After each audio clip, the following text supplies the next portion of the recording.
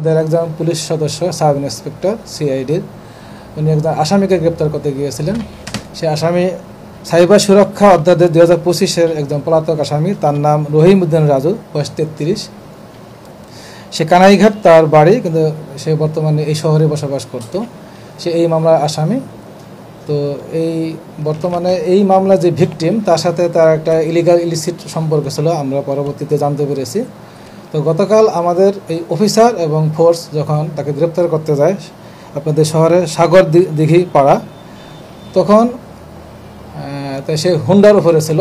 তো আমার police constable প্রথম তাকে ধরে, পরবর্তীতে আমার সাব ইন্সপেক্টর ধরে। পিছনে ছিল আমাদের এসএমপির পুলিশ।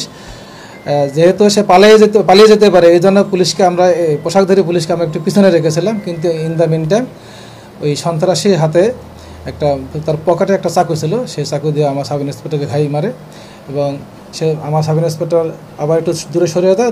তারপর তাকেও আবার দৌড়ে এসে ঘাই মারার চেষ্টা করে। এটা ভিডিও ফুটেজ আছে, আমরা সংগ্রহ করেছি।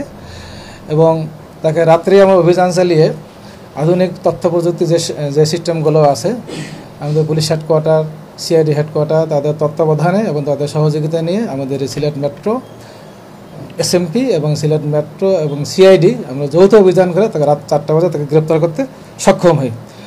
বর্তমানে সে আমাদের হাওলায় আছে, তার নামে যথারীতি মামলা রুজু করা হয়েছে। আমাদের যে সাব ইন্সপেক্টরকে চাকু দিয়ে ঘাই মারা হয়েছে, এটা বাম হাতের এই বগলের নিচে। তো ওসমানী মেডিকেল কলেজে উনি এখানে চিকিৎসাধীন আছেন, সেখানে অস্ত্রোপচার হয়েছে। আশা করি উনি সুস্থ হয়ে যাবেন। ডাক্তারদের সাথে আমরা কথা বলেছি, আমরা সবার সাথে যোগাযোগ রাখছি। আমি নিজেও 2বার সেখানে আমি গিয়েছি। ডাক্তাররা বলেছেন আরও 2-1 দিন তাকে অবজারভেশনে রাখতে হবে, তারপরে বলা যাবে। এই যে আসামি আছে তাকে আমরা জিজ্ঞাসাবাদ করতেছি। তার নামে শুধু এটাই না, তার নামে আর একাধিক মামলা আছে। আপনারা জানেন আমাদের একটা সোর্স আছে সরকারি CDMS, সেখানে আমরা সার্চ দিয়ে দেখলাম তার নামে আরও 6টি ফৌজদারি মামলা আছে, সেটাও আমরা খতিয়ে দেখতেছি। এবং তার সঙ্গে তার পকেটে একটা অফিসিয়াল আইডি কার্ড, একটা কার্ড পাওয়া গেছে। সেখানে নিষিদ্ধ ঘোষিত ছাত্রলীগ যে সংগঠন, সেই সংগঠনের কেন্দ্রীয় সদস্য ছিল সে, তার সেই কার্ড পাওয়া গেছে। সেগুলো আমরা বিষয়ে খতিয়ে দেখছি। যেহেতু তার নামে CDMS 6টি মামলা আছে বা এই একটা মামলা আছে, তার মানে আমরা ধরে নিতে পারি সে প্রফেশনাল অফেন্ডার। তার সাথে আমি কথা বলেছি, তার কথা, বাচনভঙ্গি, চলন বলন দেখে আমি বুঝতে পারি, আমি ক্রিমিনোলজি নিজে PhD করেছি, আমি বুঝতে পারি একজন আসামি বা সন্ত্রাসীর চোখ এবং তার চলন বলন কথা দেখলে সে কোন দিকে বলে আমি বুঝতে পারি। বোঝা যায় সে একজন প্রফেশনাল অফেন্ডার।